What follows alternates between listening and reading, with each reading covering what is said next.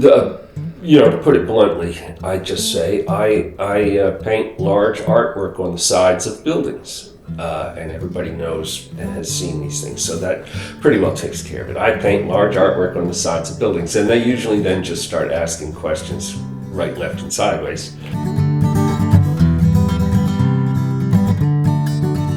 I created the paint by numbers. I thought I would do a sort of little instruction manual mural about how to do a mural. So there's the grid, there's the drawing transposed onto the grid, there's a color palette numbered 1 through 20 of all the colors we used off to the side. There's numbers in the artwork, there's numbers on the players, there's numbers painted on the field. This is not about football. This is about something more rich and dynamic.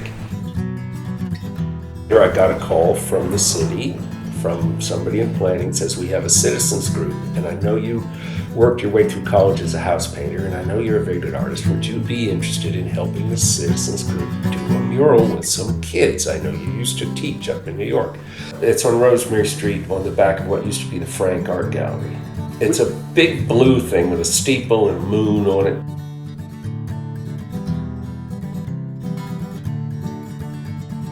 I like the big pencil. I was going to put an iguana, but the church across the street didn't want an iguana. But the pencil was, I was just trying to come up with something, and I had a drawing on the wall, blank, and I was doodling up different things I could put, and wasn't liking any of the ideas, and I just got really disgusted and threw the pencil down on the paper. There it was. It was just laying there. I said, "This is cool," and I realized that I'm right-handed. And so one thing with a pencil is the printing on it, like Ticonderoga, whatever it is. Yeah. When you hold it in your right hand to write, it's right side up. But for lefties, the writing is always upside down. And yet, since the pencil has been whittled down halfway, I mean, who's mightier, the sword or the pencil anyway? The third one would be the turtles, and my third favorite. I don't mean it's third in line, I mean I have favorites, and the turtles would be way up there, flapping their little flippers. People love animals. I wanted it to be something people would love, and kids love dinosaurs, and they're kind of dinosaur-like. And they're indigenous to North Carolina, they are endangered, so it hits on a lot of cylinders. I'm kind of tickled by that one because the football tailgaters have now made a big tradition out of tailgating in what is called the Turtle Lot. The parade of humanity in what's called the Porthole Alley. The Porthole building no longer has a porthole in it, but I think it's still called the Porthole Alley. And really it ought to be changed to the Portal Alley because it is the main portal between the university and town. And so, there is a parade of humanity in there all day, every day, back and forth, from undergrads to professors to maintenance workers to visitors to dogs and cats. So that's what we painted.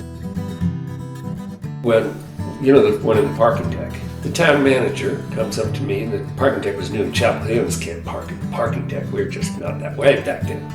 We weren't so, a parking deck in Chapel Hill, so it was underutilized. He says, "Can you do me an artwork that will make this seem less like a cave?" I said, "No. I'm going to make it seem like a really cool cave. We're going to put cave paintings in the dang thing. We're going to fill it with cool cave paintings." I went Lascaux, I went Inca, I went South African, I went Saharan, I went India, I went Japanese. Everyone has this primitive depictions in all their cultures around the world. Now the comedy club really wants to get a fresh one up there, right over the top of the old one. That's not new. That's a thing that happens all the time. But he wants a spiritual message and a light flowing out, and an English translation of the meaning of the phrase namaste. It's going to be a lighthouse, so that's cool.